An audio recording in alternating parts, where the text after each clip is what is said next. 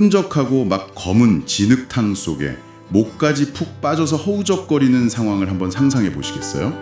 생각만 해도 숨이 턱 막히네요. 그쵸. 막 숨을 쉴 때마다 썩은 물이 입안으로 훅 들어오고 발버둥을 칠수록 몸은 더 깊이 가라앉거든요. 완전 패닉 상태가 되는 거죠? 네.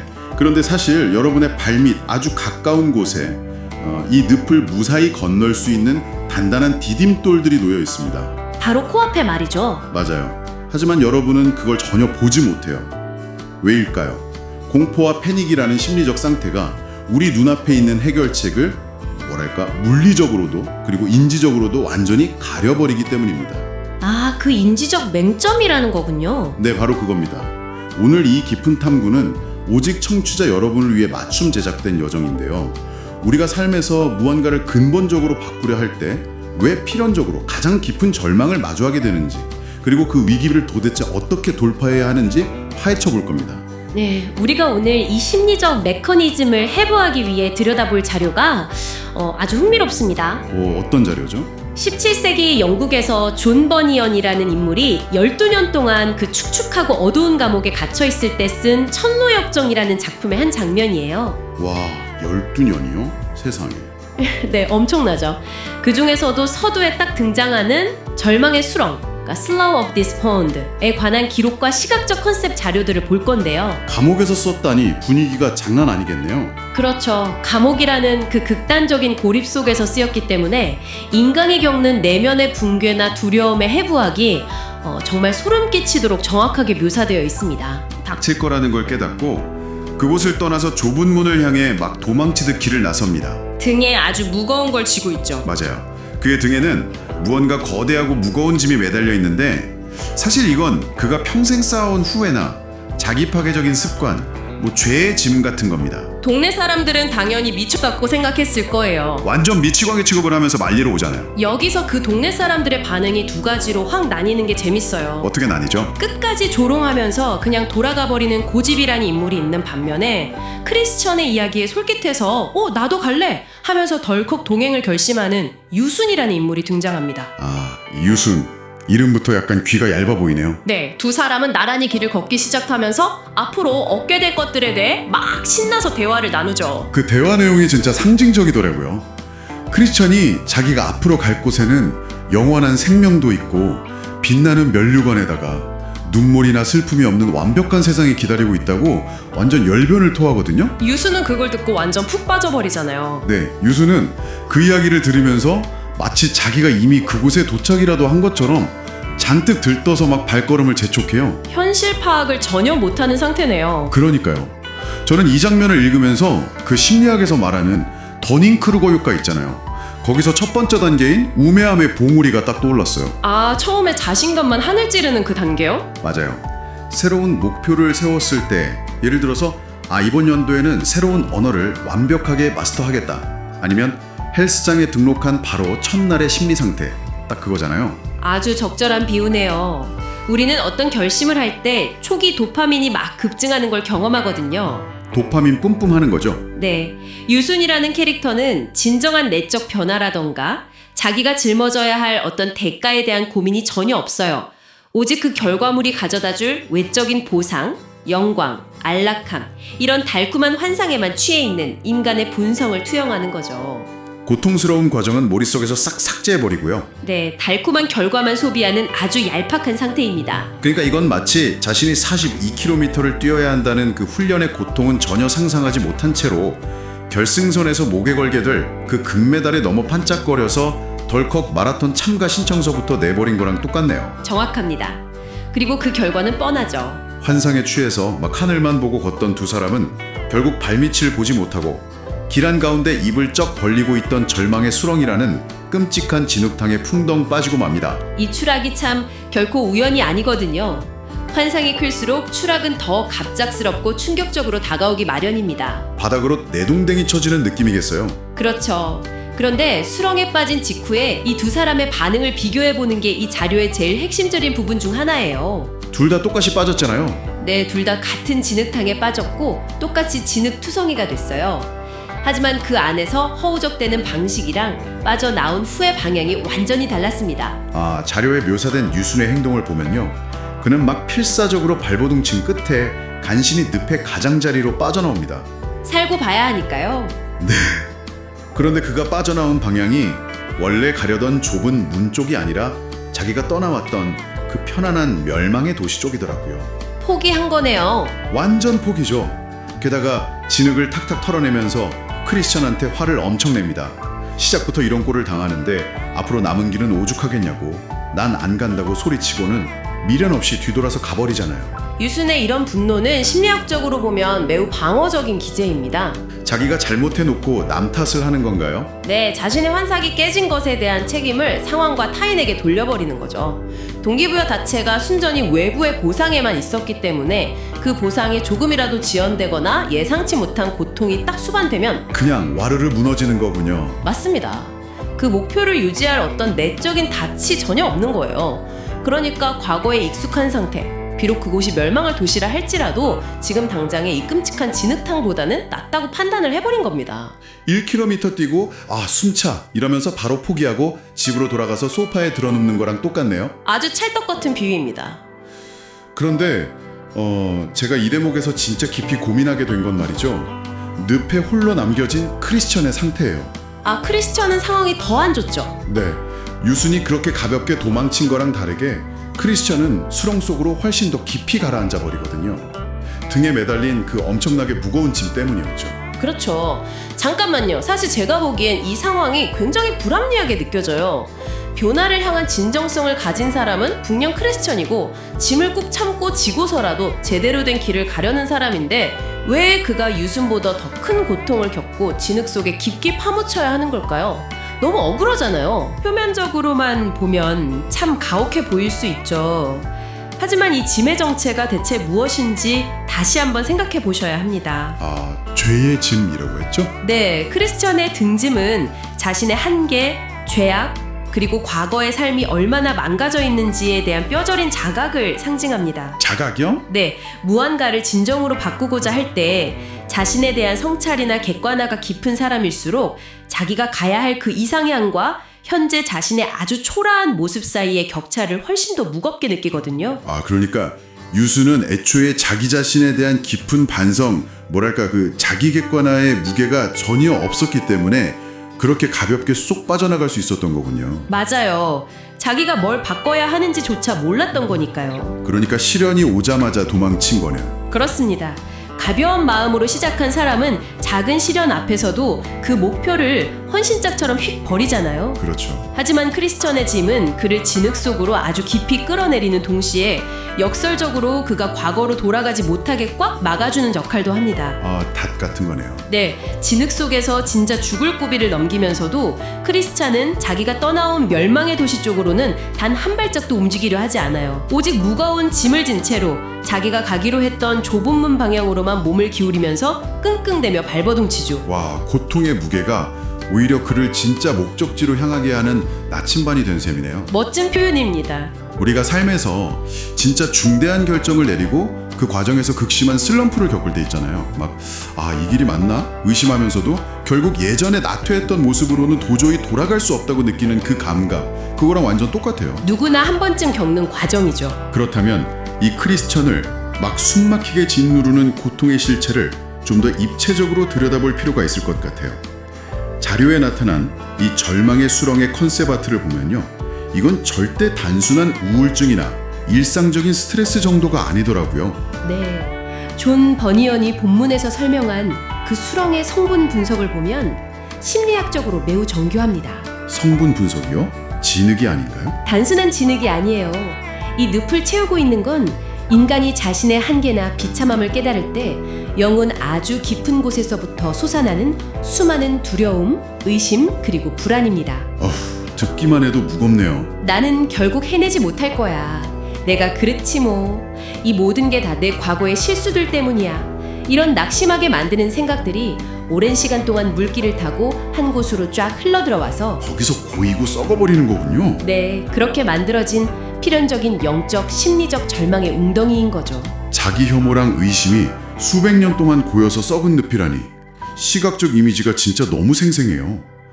이 장면 묘사를 보면요, 사방은 진짜 칠흑같이 어둡고 크리스천은 끈적거리는 검은 오물에 반쯤 잠겨 있거든요. 절망 그 자체죠. 등에는 진짜 바위 덩어리 같은 짐이 숨통을 꽉 조이고 있고요. 그의 일그러진 표정을 확 클로즈업한 이미지를 보면 물리적인 늪뿐만 아니라 인지적인 늪에 갇힌 사람의 그 극한의 고립감이 뼈저리게 느껴집니다. 너무 끔찍한 상황이죠. 그런데 여러분, 여기서 정말 중요한 건요.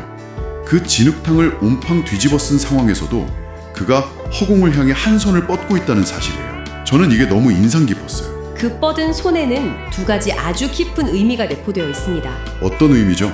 첫째는 자신의 힘만으로는 이 무거운 짐을 지고 늪을 절대 빠져나갈 수 없다는 그 절대적인 무력감의 인정입니다. 내가 혼자서는 안 된다는 걸 받아들인 거군요. 네, 둘째는 그럼에도 불구하고 과거로 돌아가서 타협하지 않겠다는 아주 신락같지만 결연한 의지를 보여주는 거죠. 와, 대단하네요. 인간이 자신의 가장 밑바닥을 쳤을 때 스스로를 구원할 수 없다는 것을 철저하게 인정하는 그 순간이 바로 구출의 전제 조건이 됩니다. 그리고 이야기는 딱 이 지점에서 아주 극적인 전환을 맞이합니다. 크리스천이 완전히 가라앉기 직전에 어디선가 도움이라는 이름을 가진 인물이 나타나거든요. 구원자가 등장한 거죠. 네, 그는 수렁에서 막 허우적대는 크리스천에게 다가가서 아주 날카로운 질문을 하나 딱 던져요. 아니, 수렁을 무사히 건널 수 있게 놓여있는 그 디딤돌 글을 왜 찾지 않았습니까? 크리스천은 뭐라고 대답하나요? 크리스천이 이렇게 대답합니다. 두려움에 쫓겨 미처 보지 못했습니다. 저는 이 대목에서 진짜 머리를 망치로 한 대 콱 맞은 것 같았어요. 디딤돌이 애초에 거기 있었다고요. 아니, 그럼 이게 다 무슨 의미일까요? 이 대화는 신경과학적 관점에서도 완벽하게 설명되는 인간의 인지적 맹점을 날카롭게 찌릅니다. 아까 잠깐 말씀하신 그거군요. 네, 사람이 극도의 공포나 패닉에 빠지면 인간의 교감신경계는 투쟁 혹은 도피 모드로 확 전환되거든요. 이때 인지적 터널링 현상이라는 게 발생합니다. 시야가 터널처럼 좁아진다는 건가요? 맞습니다. 시야가 극도로 좁아지고 주변 환경을 객관적으로 파악할 수 있는 뇌의 기능이 아예 마비되어 버리는 거예요. 버니언은 이것을 17세기에 이미 영적인 비유로 정확히 묘사해낸 겁니다. 우리 생존 본능이 오히려 우리 눈을 멀게 한다는 게 진짜 비극적인 아이러니네요.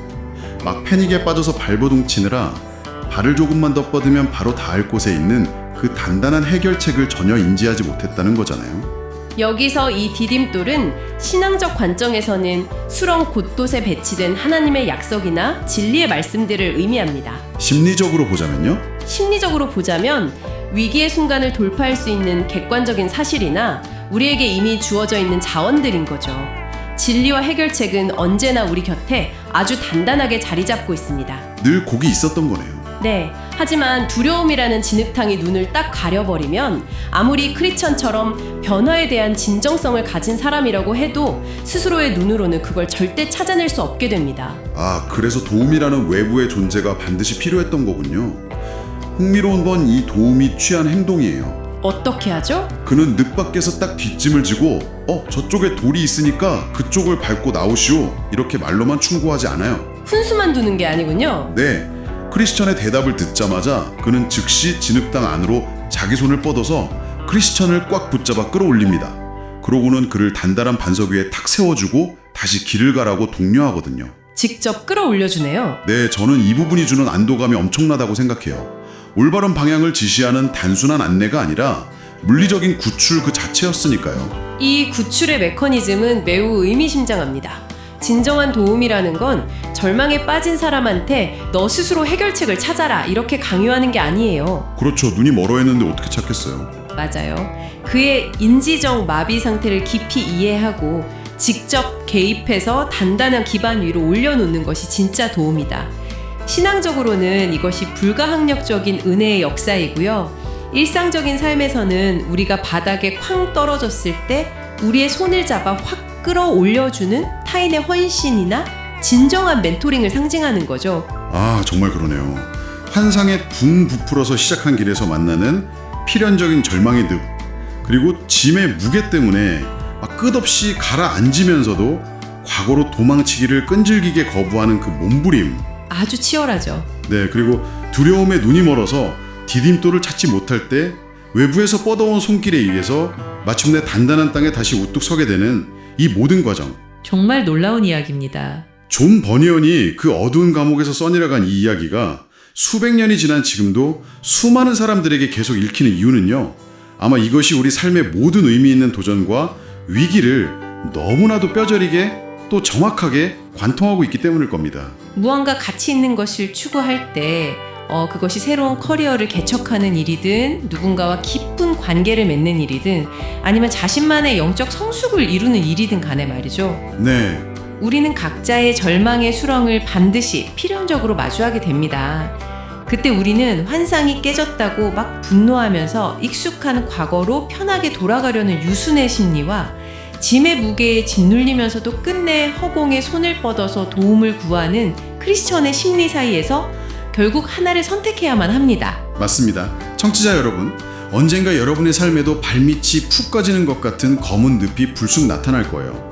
두려움과 자기의심이 목 끝까지 막 찰랑거리고 차오르고 당장 밟을 디딤돌이 보이지 않아서 패닉에 빠질 때 부디 혼자서 허우적거리다가 포기하지 마시길 바랍니다. 네, 절대 포기하면 안 되죠. 지금 당장 눈에 보이지 않을 뿐이지 단단한 디딤돌과 여러분을 쑥 끌어올려줄 그 도움의 손길은 반드시 여러분 곁에 있으니까요.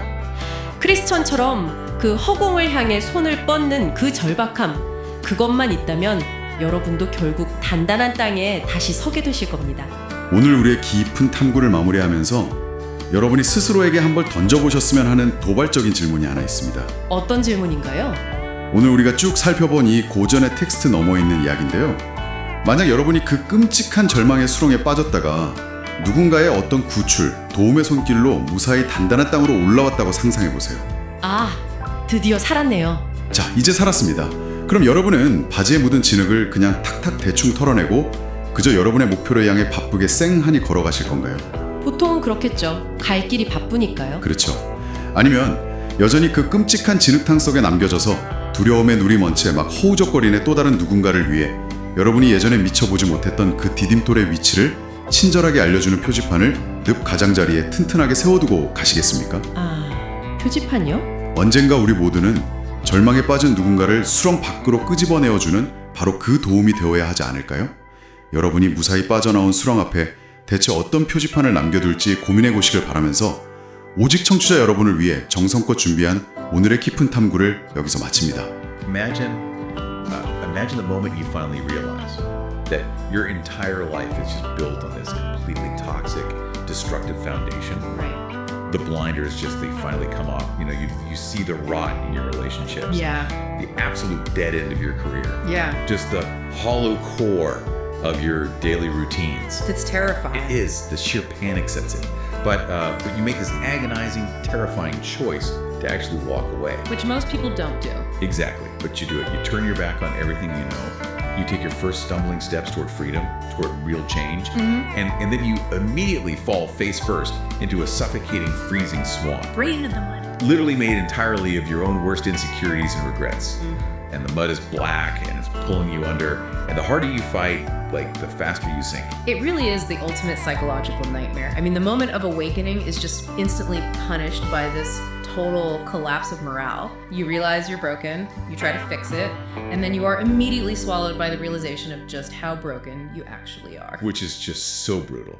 So welcome to the Slough of Despond. If you are joining us today, you probably already know the territory. Oh, yeah. We aren't here to rehash basic literary tropes or give you a sanitized book club summary. Definitely not. No, we're doing a deep dive into John Bunyan's The Pilgrim's Progress. Yeah.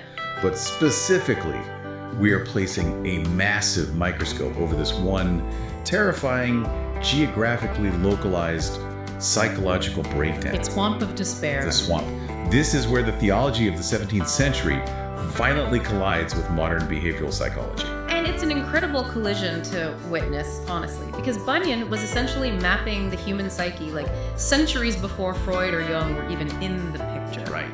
And you have to remember his context. He wrote this text while in prison for his beliefs in Bedford jail. Which is wild to think about. Right. He wasn't sitting in some comfortable academic tower just theorizing about human behavior. No, he was in a literal dungeon. Exactly. He was sitting in a damp cell, wrestling with his own profound, terrifying episodes of spiritual despair. He intimately knew the topography of panic and depression. Wow. Yeah, but that changes how you read it. It completely changes it. So when he creates a landscape in the book, he isn't just inventing a fantasy world. he is creating a physical manifestation of internal neuroses. Okay, so let's set the scene for the listener. The inciting incident of this entire descent starts with our protagonist, Christian. Yes, Christian. But let's bypass the typical summary stuff. Let's look at the specific mechanism of his departure. So he lives in the city of destruction. And he realizes it's doomed. Right. Yeah. But the visual that Bunyan uses here isn't just, a guy with a packed suitcase running out of town. Far from it. Christian is carrying this massive, crushing weight on his back, like a literal physical burden. And that burden is the absolute crux of the entire allegory. I mean, we often treat guilt or regret as these abstract concepts, right? Yeah, like something you just feel in your chest or your gut. Yeah, exactly. But Bunyan literalizes it. This burden represents the specific gravity of Christian's own self-awareness. The gravity of self-awareness. I love that phrasing. It is his sin, his flaws, the inescapable knowledge of his own complicity in the toxic culture of his city. And because it is physical, it actually alters his center of gravity. It physically weighs him down. Right. It exhausts him before he even takes a single step. See, this is where I want to push back on how people usually read this story, or stories like it. Okay, lay it on me. We often think of leaving a bad situation as this triumphant, liberating moment. The Hollywood ending. Yes. Yeah. The movie version where the protagonist throws their hands in the air, driving off into the sunset with the top down. Free Bird is playing in the background. Right. But Bunyan says, no, leaving is actually agonizing. The moment you decide to leave the city of destruction, you are actually more miserable than you were when you lived there in blissful ignorance. Oh, absolutely. And the neuroscience of habit breaking perfectly aligns with that, actually. Really? How so? Well, when you live in the city of destruction, let's call it, a state of chronic addiction, or a deeply dysfunctional marriage. Or just a life built on hollow materialism. Right. Your brain has adapted to that specific environment. It has achieved a perverse kind of homeostasis. Okay. So the moment you introduce the cognitive dissonance of realizing, wait, this is killing me, you completely shatter that homeostasis. And the brain freaks out. Exactly. The brain interprets that realization as a massive biological threat. So the burden on Christian's back is the sudden crushing weight of conscious incompetence. Conscious incompetence, meaning he knows he's messed up. Yes, he now knows he is broken, but he doesn't yet have the tools to fix it. Man, that's a heavy place to be. So he starts running. He does. He's fleeing toward this vague promise of salvation, toward what the text calls the narrow gate. Right. But as you said, the brain doesn't like sudden massive threats to homeostasis. It deploys defense mechanisms. Very strong ones. Yeah. And Bunyan actually personifies these defense mechanisms in the form of two neighbors. Obstinate and pliable. Yes, they chase after Christian to physically drag him back to the city. And they are essentially the twin pillars of internal resistance. So obstinate is exactly what the name implies. Pure denial. Right. He's the guy who just won't budge. Exactly. He represents the part of the psyche, or maybe the part of our social circle, that violently rejects the need for change. Obstinate argues, he mocks. He tells Christian he's basically crazy. Right. And when he sees that Christian's cognitive dissonance is just too deep to be reasoned with, Obstinate turns around in disgust. He preserves his own ego by deciding that Christian has just lost his mind. Okay, but see, obstinate isn't the dangerous one to me. No! No. Obstinate is a known quantity. Yeah. You can see an obstinate coming from a mile away. That's true. Pliable is the character that I find deeply unsettling. Interesting. Why is that? Because pliable is the trap almost everyone falls into when they try to transform their lives. Pliable decides to tag along. Ah, yes. Pliable is the embodiment of the unanchored dopamine rush. Right, because obstinate came to argue, but pliable gets totally distracted by Christian's pitch. Right. Christian is desperate. He is weeping. He is burdened. But he starts articulating what he hopes to find at the end of this journey. And what a pitch it is. Christian starts talking about an endless kingdom. He talks about eternal life, garments that shine like the sun. A realm where there is absolutely no sorrow. No tears, just perpetual joy. I mean, he is practically hallucinating with a desire for this relief. Yeah. And Pliable, who has no burden on his back, by the way, hears this and essentially says, wait, free crowns? An eternity of bliss, count me in. Yeah, the critical missing element here is the concept of psychic toll. Psychic toll, tell me more about that. Well, Pliable's decision is entirely transactional. It's rooted in future faking. He is completely captivated by the destination, but possesses zero understanding of the journey. You just want the shiny stuff. Exactly. He is drawn to the aesthetic of salvation, not the reality of transformation. Oh man. It's like the 17th century equivalent of watching a heavily edited, super aesthetic morning routine video on social media. Oh, that's a perfect analogy. Right, you see someone else doing it, and you decide, okay, I am now a person who wakes up at 4 a.m. to do ice baths and meditate. Yep. So you go and you buy the expensive matcha powder. You buy the branded cold plunge tub. You buy the silk robes. You are completely intoxicated by the idea of the identity of the person who just has their life together. But you haven't actually reckoned with the brutal, freezing shock of the water at 4 a.m. Exactly. Shiny object syndrome. It is the exact modern parallel. In Pliable's case, he is adopting a spiritual identity as an accessory. And the text subtly hints at this huge disparity in their physical realities. How so? Well, Pliable is practically skipping along the path, right? He's urging Christian to walk faster. Right, like, come on, let's go get those crowns. Yeah. Meanwhile, Christian is laboring. He's sweating, bent double under the physical weight of his self-awareness. Pliable is impatient for the reward, but Christian is desperate for a cure. There's a massive difference. Okay, I have to ask though, just from a purely psychological standpoint, Sure. is Pliable's motivation really that flawed? In what way? Well, isn't it natural, maybe even evolutionarily sound, to be motivated by a massive reward? Like, we use incentives to drive behavior all the time. That's true, we do. Right. So if the promise of a literal crown gets him out of a doomed city, shouldn't we view that as a successful catalyst? Like, Christian is basically selling him a timeshare in heaven here. Is Pliable really to blame for just wanting the good stuff? It's a fair question. The thing is, the catalyst works for initiation, but it completely fails for endurance. Fails for endurance. Yes. This is a foundational principle of behavioral change. Extrinsic motivation, like the promise of a crown or the fear of a punishment, it can launch a rocket, but it cannot keep it in orbit. Oh, wow. When the journey inevitably becomes painful, the extrinsic reward suddenly feels wildly disproportionate to the present suffering. That makes so much sense. Right. Intrinsic motivation, which is what Christian possesses through the unbearable reality of his burden, is the only fuel that burns long enough to survive actual trauma. Because Christian isn't just running towards something. Exactly. Christian is running from death as much as he is running toward life. Pliable is just window shopping. Window shopping for salvation. That is such a good way to put it. Yeah. Which leads us directly to the moment the window actually shatters. The crash. The crash. Yeah. So they are walking along. Pliable is dreaming about his golden crown. Right. Christian is reading from his book, trying to comfort himself. And because they are both entirely focused on the abstract, the clouds, the crowns, the reading, they completely fail to look at the ground beneath their feet. The cardinal rule of hiking. Right. And the topography just abruptly drops out from under them. They plunge right into the Slough of Despond. So let's linger on the physical and psychological architecture of this swamp, because Bunyan's description here is incredibly specific. It really is. This isn't just like a mud puddle they tripped into. This isn't a random obstacle placed on the path by some evil wizard. The Slough of Despond is a necessary organic byproduct of the human condition. Absolutely. Bunyan explicitly defines the ecology of the swamp in the text. The ecology, right? Yeah. Later on, a character named Help explains that the slough is the geographic accumulation of spiritual and psychological runoff. Psychological runoff. Right, think about it. Whenever a person awakens to their own flaws, their own lost state, that realization generates a massive volume of psychic waste.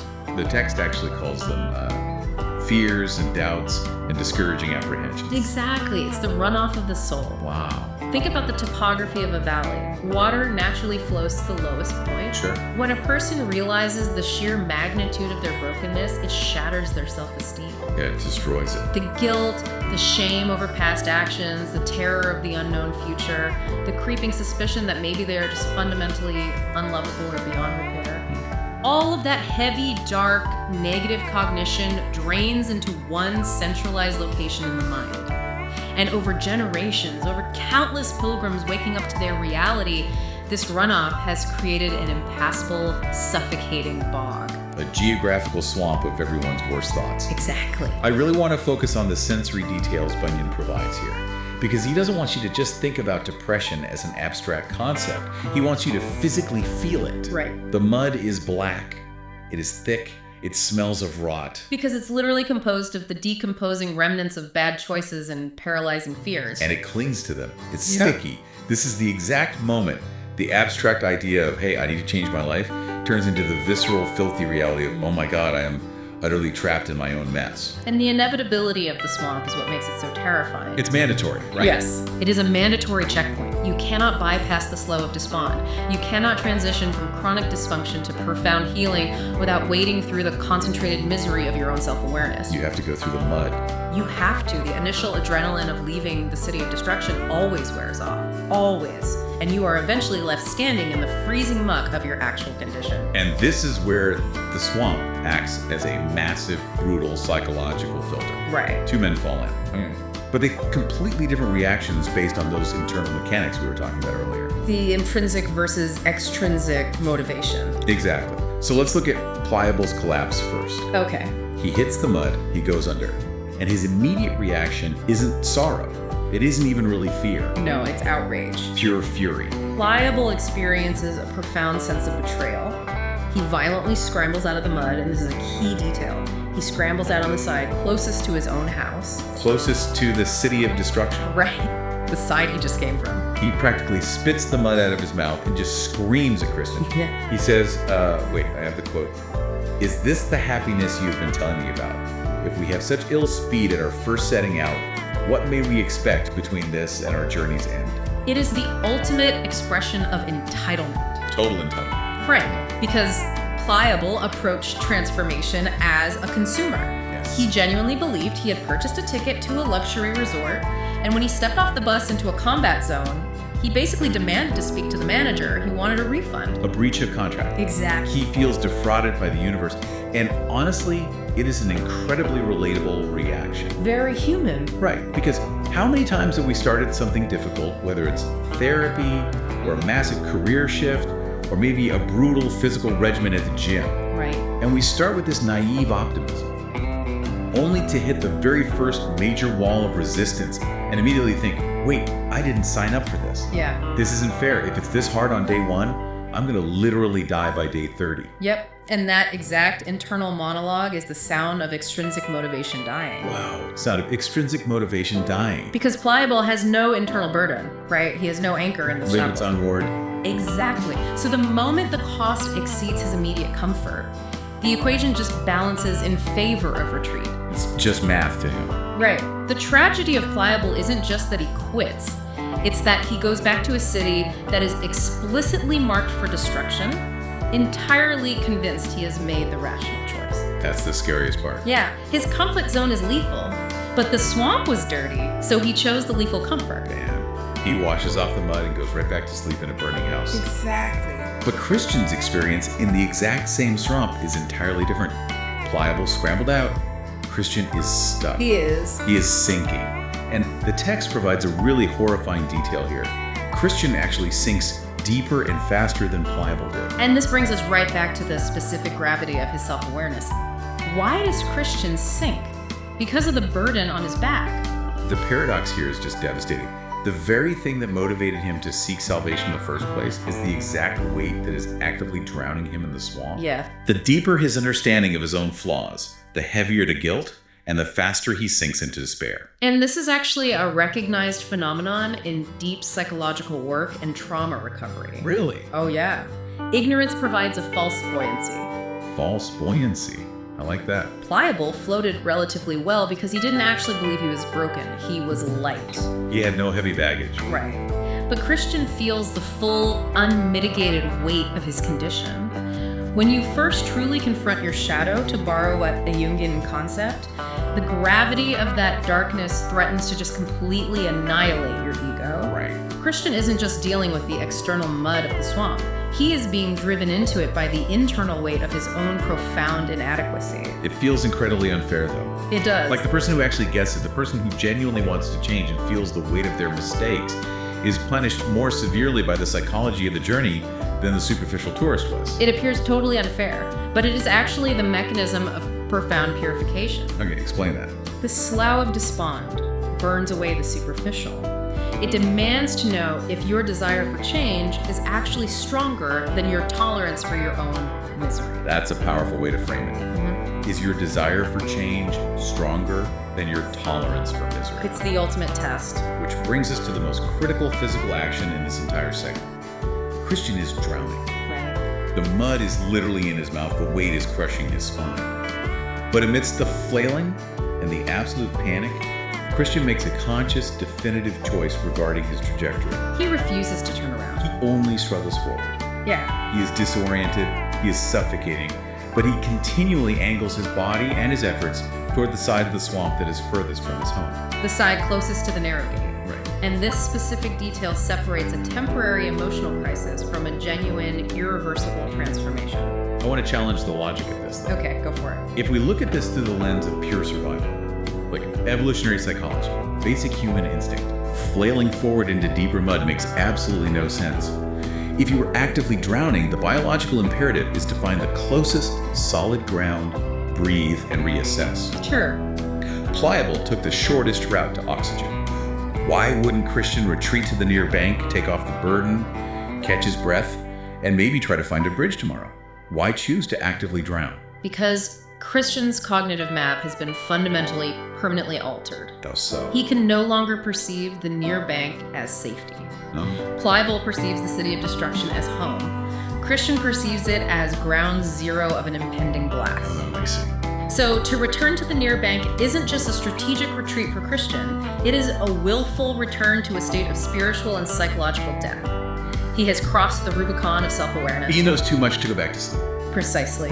Once you have seen the absolute necessity of your own transformation, reverting to your old coping mechanisms actually becomes more agonizing than the trauma of changing. Christian has calculated in the very midst of his panic that he would rather die moving toward the light than survive by returning to the dark. That is This forward struggle, this refusal to retreat, even when survival seems literally impossible, is the defining characteristic of a true pilgrim. And I want you, the listener, to really think about that for a second. Think about a time you were in the mud of a massive, difficult life transition. It's a great question to reflect on. Right. Did you try to scramble back to the comfortable destructive habit? Or did you keep struggling toward the terrifying new goal, even when you were sinking? It's the hardest choice you can make. It is. The sheer terror of that moment is hard to overstate. You are choosing to move deeper into the unknown darkness because the known darkness is no longer tolerable. Exactly. But the brutal reality of the allegory is that his willpower isn't actually enough. He is struggling forward, yes, but he is still sinking. Right. His vector is correct, but he's out of options. Right. His refusal to retreat doesn't magically make the mud less sticky. It doesn't make his burden less heavy. He is completely physically trapped. And this introduces the massive limitation of self-reliance. Christian has the correct vector, as you said, but he lacks the necessary velocity and buoyancy. He cannot save himself. He needs external intervention. Yes. Enter the character named Help. Literally named Help. Literally named Help. Help arrives at the edge of the swamp, stands on the solid ground, and looks down at this man drowning in the runoff of his own soul. And Help's response is fascinating. It is. Because Help does not lead with empathy. Not at all. He doesn't ask, oh my gosh, are you okay? He asks a question that seems almost cruelly analytical in the moment. He says, why did you not look for the steps? It's a piercing diagnostic question. It really is. And it establishes that the swamp, while absolutely terrifying, is not unnavigable. So let's dissect the architecture of these steps. The text calls them stepping stones, placed right through the middle of the deepest part of the slough. What are they, practically speaking? Well, Bunyan explicitly defines these stepping stones as the promises of forgiveness, the foundational truths of grace and acceptance. Okay, so the theological promises. Right. But in a secular therapeutic context, we might call them established coping mechanisms, Yeah? grounding techniques, or even just core truths about your own inherent worth. Oh, okay. The critical factor here is that the stones are already there. They were pre-installed. Exactly. They were laid down by the architect of the past specifically to ensure that the pilgrim does not have to drown in their own despair. Okay, so the infrastructure for survival actually exists in the mud, Yes. but Christian didn't use it. And when Help asks him why, Christian gives an answer that is just, it's a masterpiece of psychological realism. It really is. He says, fear followed me so hard that I fled the next way and fell in. Driven by fear. Right. Driven by fear, he couldn't even see them. This is the absolute blindness of the amygdala hijack. The amygdala hijack. Break that down for us. Well, it is the exact mechanics of a severe panic attack. When you are sitting calmly in a therapist's office, you can map out your triggers. Sure, you've got your whole plan. Right. You can practice box breathing, you can memorize affirmations, you know exactly where the quote-unquote stepping stones are in your mind. Yeah. But when the actual trigger hits, when the text message comes in, or the intrusive thought loops start, or the confrontation happens, the brain's threat detection center, the amygdala, completely overrides the prefrontal cortex. It just shuts it down. Completely. The logical, rational part of your brain that actually knows where the stones are goes totally dark. The visual field literally narrows. Exactly. The cognitive capacity for abstraction just disappears. You are plunged into a state of pure reactive survival. Which explains Christian perfectly here. Right. Christian is so overwhelmed by the sudden weight of his burden and the visceral terror of the mud that his perception of reality becomes entirely localized to his pain. He can only feel the mud. Yes. He cannot perceive the promises because the fear demands 100% of his cognitive bandwidth. Man, that is a terrifying indictment of, like, bootstrap psychology. Oh, absolutely. If you just tell someone who is drowning in clinical depression or profound trauma to just, remember the promises or focus on the positive. Or use your coping skills. Right. You are failing to understand the environment of the swamp. You are literally yelling instructions at a brain that has temporarily lost the physiological capacity to process them. Which is exactly why the subsequent action taken by help is the theological and psychological climax of this encounter. Because help doesn't just give advice. No. Help does not stand on the bank offering a seminar on swamp navigation. He doesn't point at the stones and say, hey, they're right there, try harder. Exactly. He physically intervenes. Right. The text says, then said he, give me thy hand. So he gave him his hand, and he drew him out and set him upon sound ground and bid him go on his way. Direct external extraction. It's so powerful. It is, because the limitations of self-help are absolute in the Slough of Despond. When your internal resources are entirely compromised by fear and the crushing weight of the burden, salvation must come from the outside. It is the difference between a life coach shouting from a boat and a lifeguard jumping into the water. That is a perfect way to describe it. And Christian's only successful action in this entire sequence of rescue was simply raising his hand. Yes. He couldn't find the stones, he couldn't lift his own burden, he couldn't swim, but he could reach out. And from a theological perspective, help symbolizes the Holy Spirit, or perhaps a faithful mentor. Right. The core action is direct rescue, not merely guidance. That raised hand is the physical manifestation of his refusal to surrender to the city of destruction. It's his last bit of agency. Exactly. It is the ultimate expression of vulnerability. He admits absolute powerlessness over his environment and his burden. And in that admission, he opens the channel for external grace to actually operate. Before we move on to wrapping up, I want to freeze frame that specific image. The hand reaching out. Yes. Because Bunyan has layered so much into this single agonizing visual, and we've touched on it, but let's really look at the complete composition of this moment. It's very cinematic. It is. It's like a horror movie level of visceral reality. Yeah. Imagine the dense, claustrophobic framing. The black mud smelling of rot. The physical distortion of Christian's body under the crushing weight of the burden. Right, the sheer exhaustion and terror on his face. The complete absence of light or hope in his immediate vicinity. It's totally bleak. And then breaking the horizontal plane of the mud, you have this one hand reaching upward into the empty air. It is a paradox of total defeat and indestructible resolve. Indestructible result. Yeah, the ego is shattered, the self-reliance is completely annihilated. He literally has nothing left to offer. Right. Yet the vector of that hand is pointing up and forward. It is not reaching backward toward pliable. No. It is not reaching for a comforting lie. It is reaching for a truth that he cannot even see but knows must exist. It's astonishing how this 17th century Puritan preacher manages to encapsulate the entire spectrum of the human psychological struggle in one terrifying mud bed. It really is genius. You feel the stickiness of the cognitive dissonance. You feel the specific gravity of the guilt. You recognize the entitlement of pliable. And you feel the desperate, necessary humility of that reaching hand. He took highly abstract concepts, sin, conviction, grace, and made them something anyone can physically feel. Because he mapped the journey from his own experience. He walked it.